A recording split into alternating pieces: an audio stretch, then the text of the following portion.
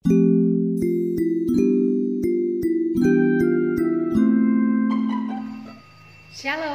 Bapak Ibu, saudara-saudari yang terkasih dimanapun berada, apa kabarnya? Kiranya dalam keadaan sehat dan sukacita selalu di dalam menjalani hari-hari kehidupan kita. Saya akan menyampaikan firman Tuhan untuk ibadah Minggu tanggal 21 Maret 2021. Dan sebelum saya membacakan teksnya, terlebih dahulu kita bersatu di dalam doa. Damai sejahtera Allah yang melampaui segala akal, itulah kiranya yang menerangi hati dan pikiranmu untuk mendengarkan firman Tuhan dalam Kristus Yesus Juru Selamat dunia.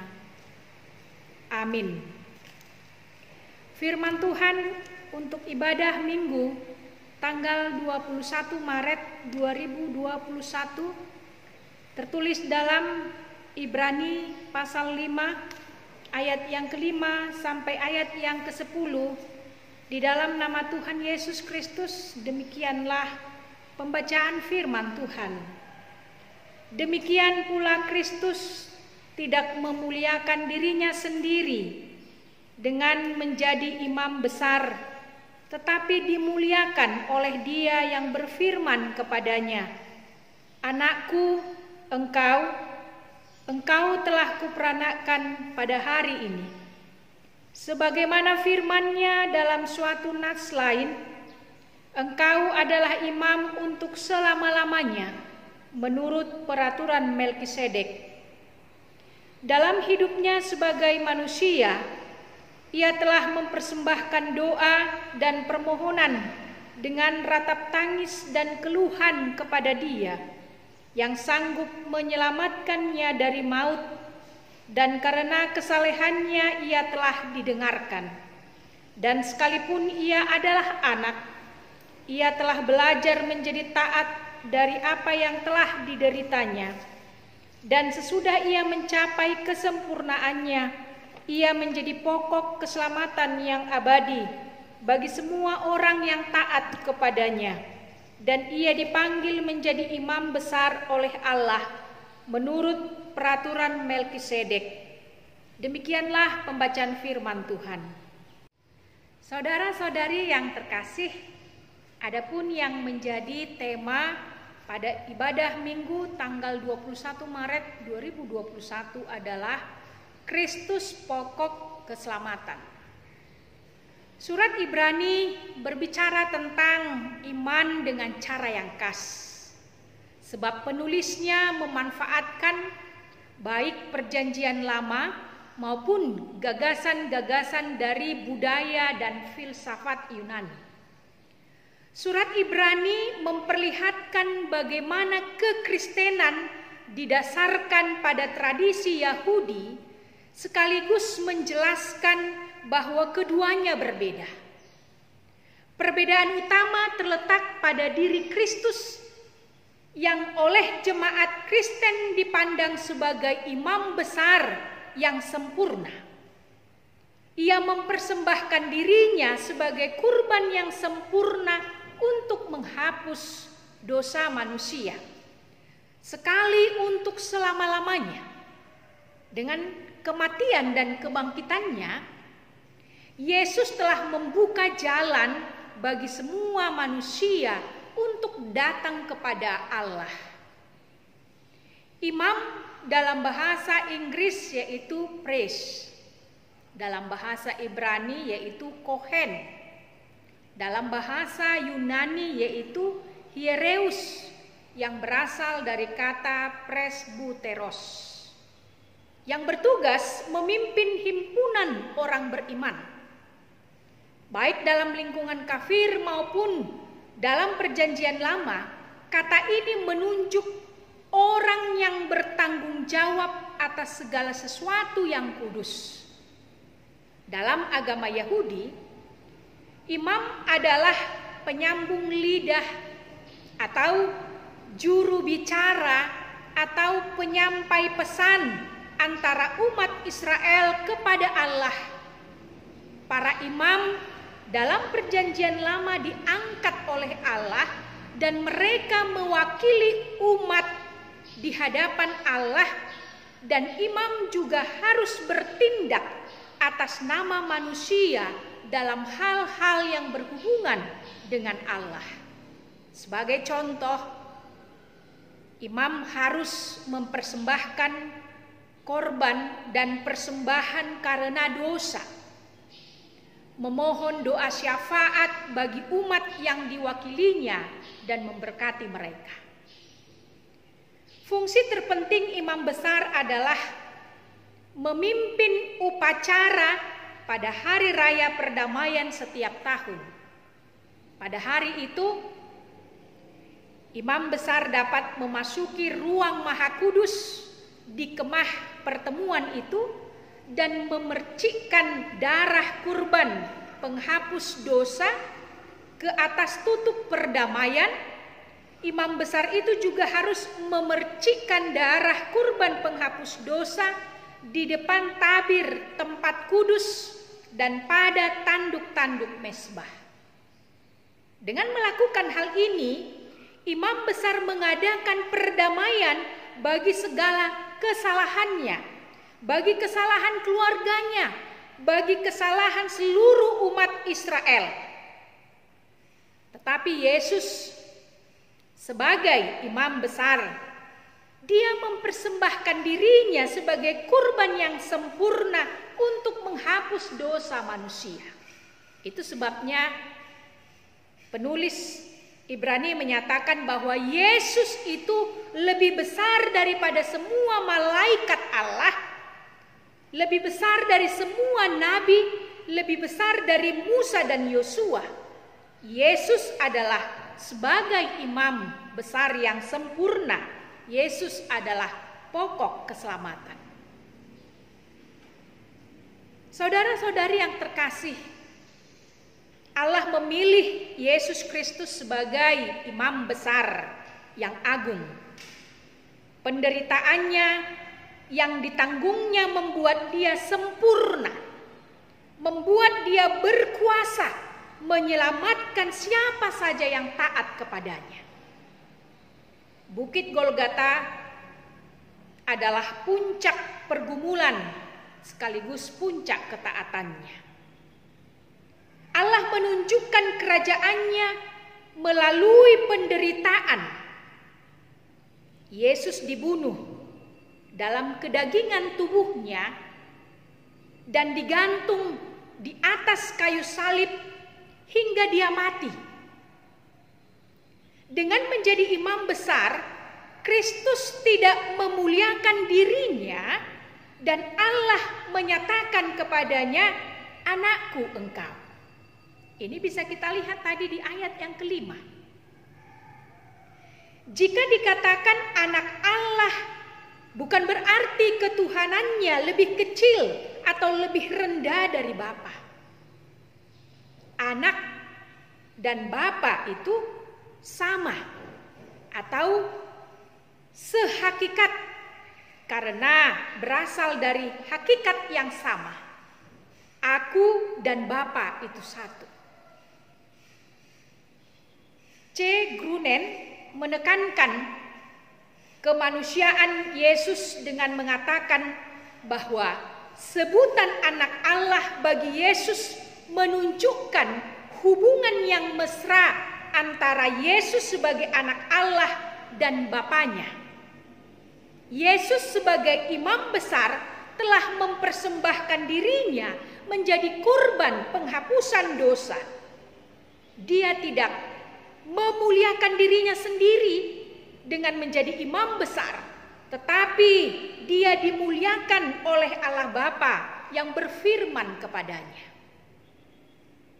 Saudara-saudari yang terkasih, Allah menempatkan Yesus di atas segala sesuatu.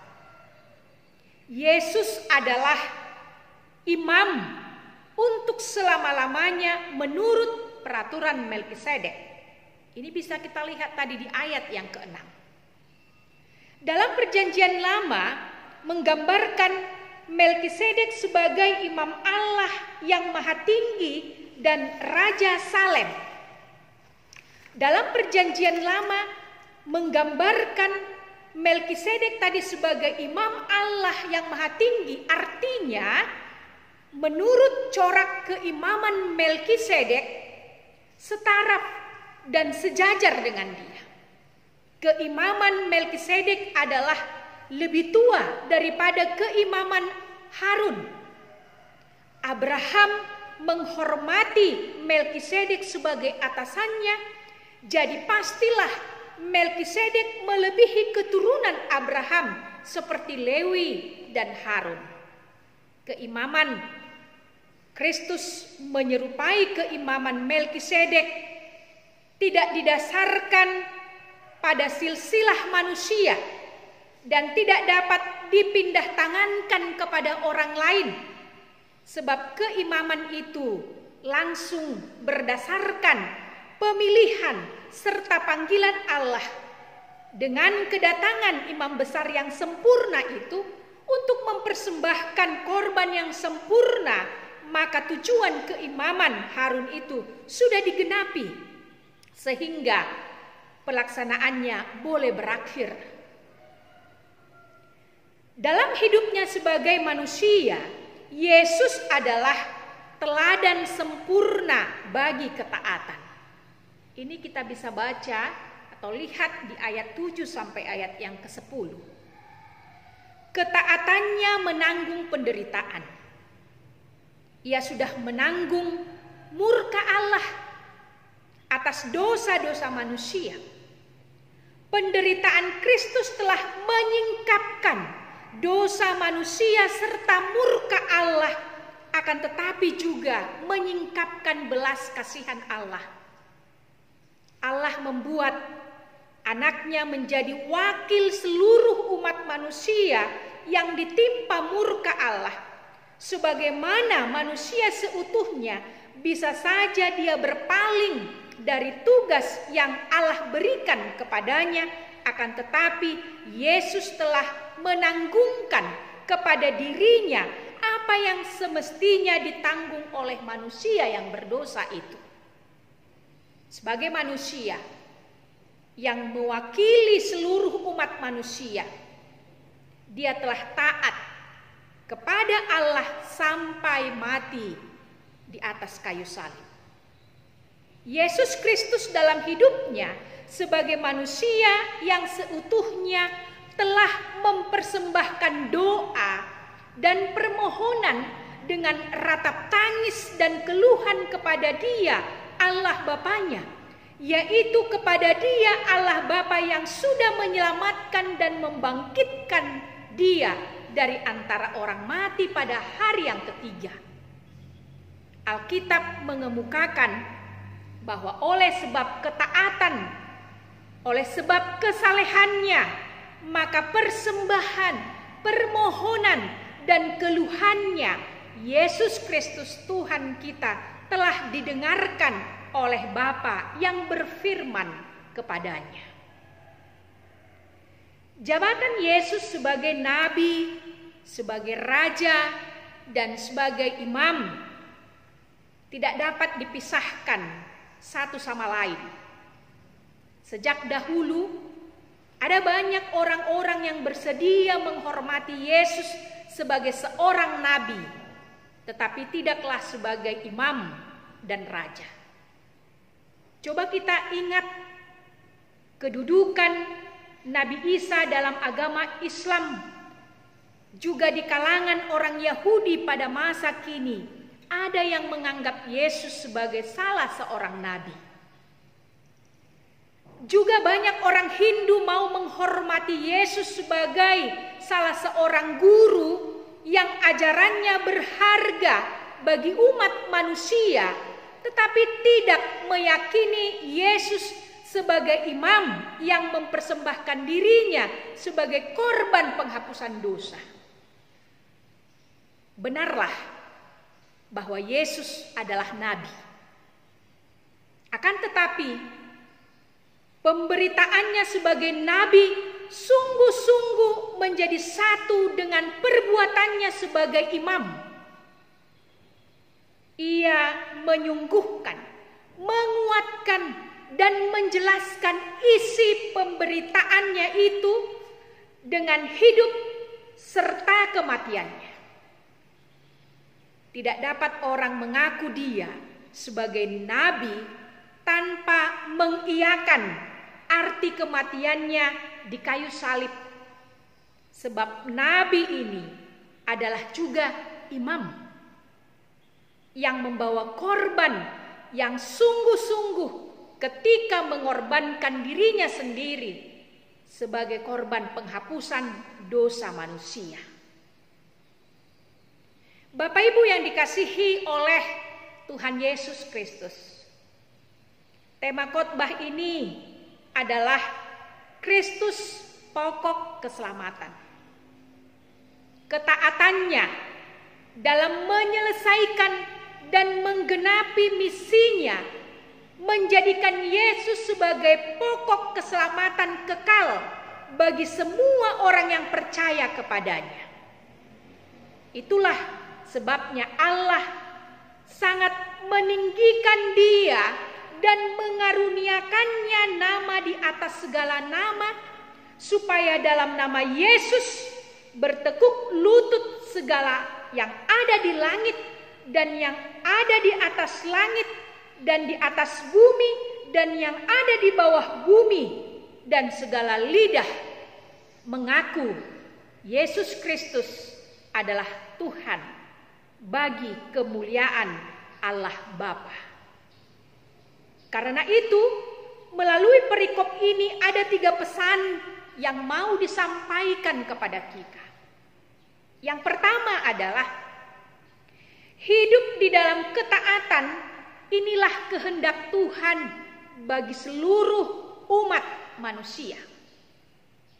Sedangkan ketaatan itu sendiri untuk kebaikan dan mendatangkan manfaat bagi manusia. Yesus berkata, "Jikalau kamu mengasihi aku, kamu akan menuruti segala perintahku."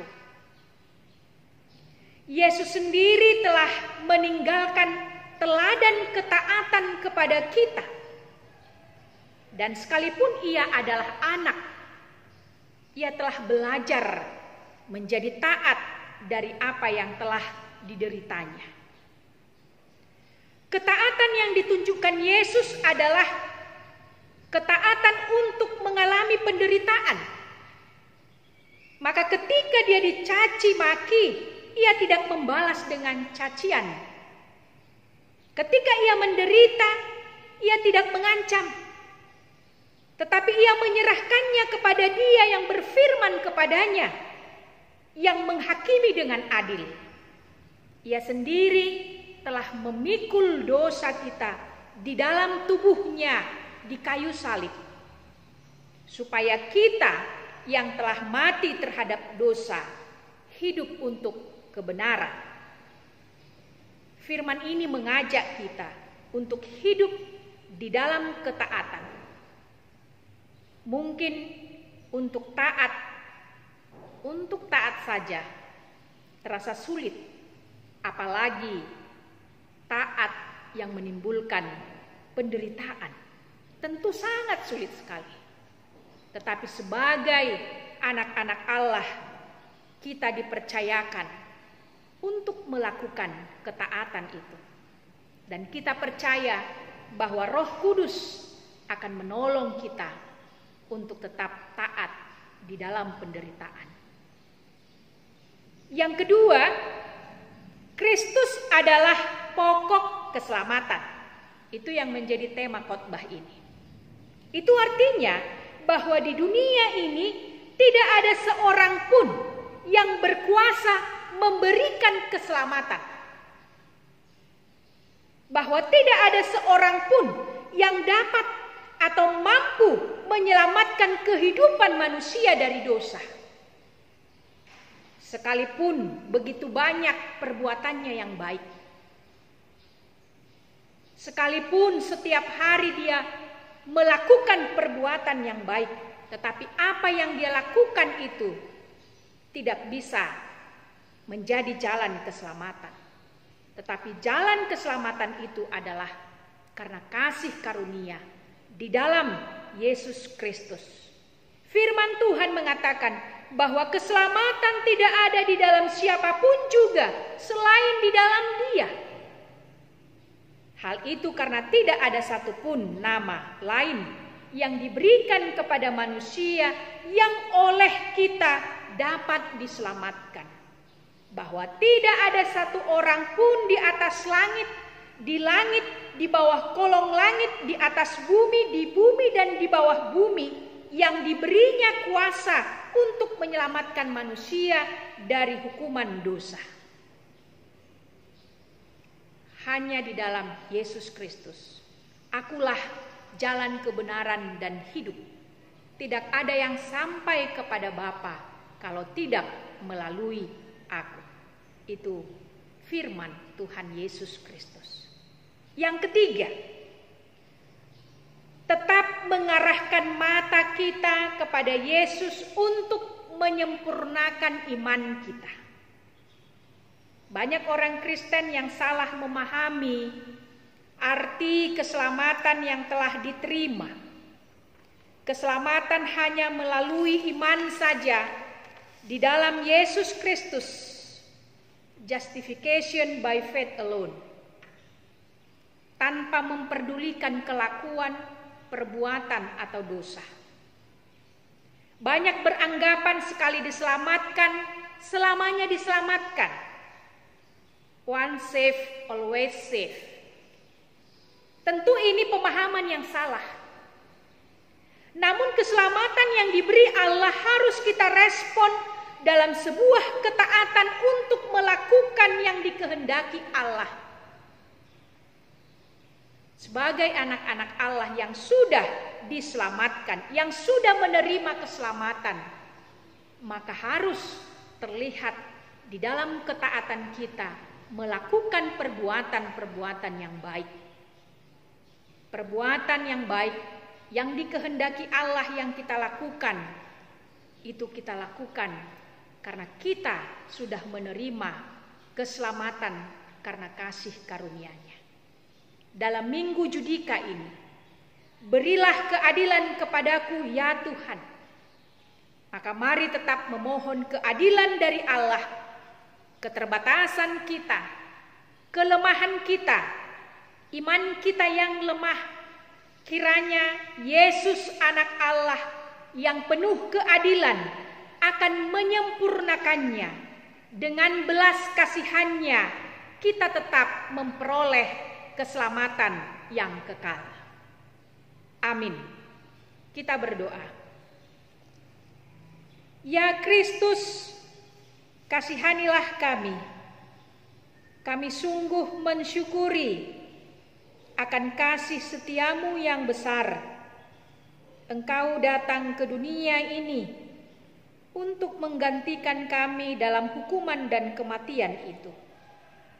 Kasih-Mu yang besar telah memberi kami hidup, bukan hanya hidup di dunia ini saja, tetapi juga kehidupan yang kekal. Tolonglah kami, ya Tuhan, untuk tetap setia kepadamu. Kuatkanlah kami untuk tetap setia walaupun di dalam penderitaan. Biarlah kami tetap setia melakukan kehendak-Mu, sehingga segala sesuatu kebaikan yang kami lakukan di dalam dunia ini, kami lakukan karena kami sudah menerima keselamatan karena kasih karunia-Mu. Ya Kristus, kami percaya bahwa Tuhan menolong dan memampukan kami.